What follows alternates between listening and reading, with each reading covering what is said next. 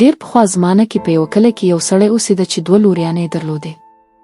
د یوې نوم ګل مینه و او د بلې نوم زرمنه و. ګل مینه ډېره ښکلې وه خو ډېر غرور یې درلود. هغه به هر وخت د هندارې مخې ته ولاړه وه، خپل ځان به یې کاته او په خپل حسن به یې ناز کاوه. خو زرمنه برعکس وه، هغه ډېره ساده، مهربان او ډېره کارکوونکې نجلۍ وه. که څه هم هغې ښکلا نه لرله خو اخلاق یې ډېر ښه و. ګل مینه به تل د خپلو سهیلیو سره ناسته وه او د زرمنې به یې ملنډې وهلې. هغې به ویل دا بدصورته زرمنه، څوک به ورسره واده وکړي، او بیا به یې په لوړ غږ خندل. زرمنه به دا خبرې اورېدې، زړه به یې مات شو، خپل کمرې ته به لاړه، هلته به یې پټه پټه ژړل. یوه ورځ هغې خپل پلار ته هر څه ویل. پلار یې ورته ویل لورې مخ په کېږه، انسان د خپل مخ په ښکلا نه پیژندل کېږي، بلکې د خپلو اخلاقو او چلند له مخې پیژندل کېږي. یوه ورځ به ته خپله دا خبره درک کړې. وخت تېر شو او د دواړو خویندو پلار وفات شو. اوس دواړه یوازې پاتې شوې او د ژوند ستونزې پرې راغلې.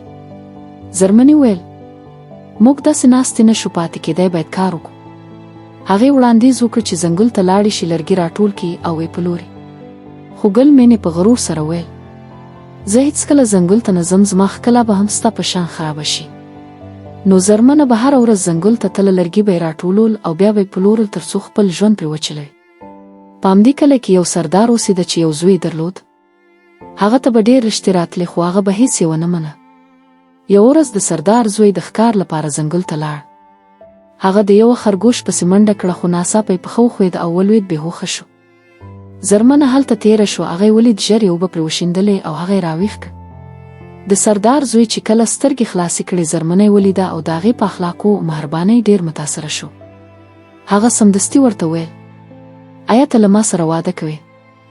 زرمنه حیرانه شوه خو خوشحال هم و او دواړو واده وکړ. کله چې هغه زرمنه خپل کور ته بوتله، د هغه مور ډېره غوسه شوه. هغې ویل دا څوک راوستې ده؟ خو د هغې زوی ویل زه ورسره واده کړی او دا زما خوښه ده. که څه هم مور یې زرمنه نه خوښوله خو زرمنې هېڅ شکایت ونه کړ. هغې به د کور ټول کارونه کول او د خپلې خواښې خدمت به یې کاوه. خو کله به چې خپلې کوټې ته لاړه، هلته به یې ژړل او ویل به یې زما ژوند دلته هم سخت شو. یوه ورځ د سردار زوی له کوره بهر تللی و او مور یې سخته ناروغه شو. زرمنه بهر وتله چې څوک پیدا کړي خو هېڅوک نه و. هغې ژر خپله خواښې پر اوږه کړه او خپله یې روغتون ته یوړه.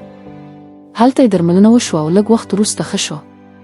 کله چې مور ښه شوه، هغې زرمنه ته په اوښکو ویل ما وبخښه، ما له تا سره ډېر بد چلند کړی. اوس پوه شوم چې انسان د خپل مخ له ښکلا نه بلکې د خپل زړه او اخلاقو له مخې ارزښت لري. له هغې وروسته دواړو په مینه او خوشحالۍ ژوند پیل کړ. او ګل مینه هغه لا هم یوازې پاتې شوه، ځکه چې هغې یوازې په ښکلا باور درلود، نه په اخلاقو. دا کیسه موږ ته دا سبق راکوي چې د انسان اصل ارزښت د هغه په اخلاقو کې وي، نه په ښکلا کې. که تاسو ته دا کیسه خوښه شوې وي نو حتما لایک وکړئ او خپل ملګرو سره یې شریک کړئ. الله حافظ.